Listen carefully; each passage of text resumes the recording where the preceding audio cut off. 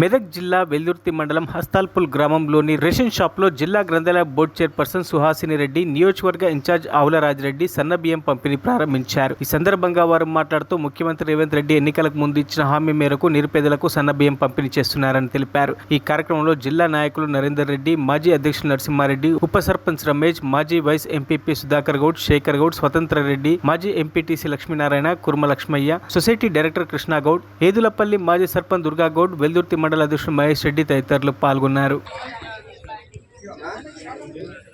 Sir చెప్తా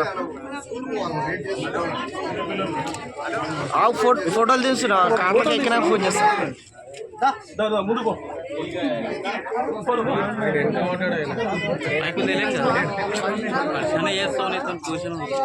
ఏమో మైకులు నీకు మొన్ననే ఇచ్చినాం మళ్ళా మళ్ళా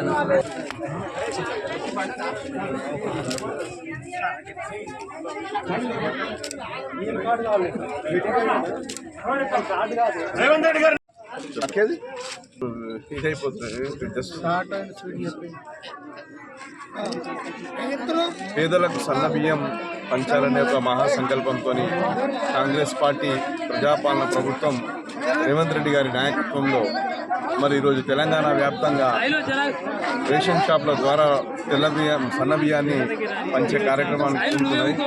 ఇది దేశ చరిత్రలోనే మొదటిసారి. దాదాపు 30 సంవత్సరాల నుంచి మరి దేశవ్యాప్తంగా రేషన్ షాప్ల ద్వారా బియ్యం పంపిణీ జరుగుతుంది. సబ్సిడీలో రేషన్ బియ్యం ఇవ్వడం జరిగింది. కానీ చరిత్రలో ఎప్పుడైనా దొడ్డు బియ్యమే పంచడం జరిగింది. మొట్టమొదటిసారి సన్న బియ్యం పంపిణీ జరగడం జరిగింది. కొంతమంది బీజేపీ వాళ్ళు చెప్తున్నారు అక్కడిక్కడ ఇది కేంద్ర ప్రభుత్వ పథకం అది ఇదని.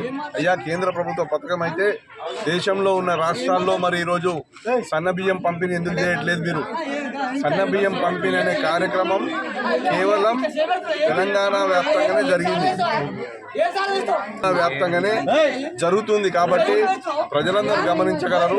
ఇది దేశ చరిత్రలో మొట్టమొదటిసారి జరిగింది.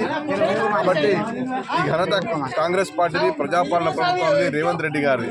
ఖచ్చితంగా ప్రజలు దీని ద్వారా చాలా సంతోషంగా ఉన్నారు.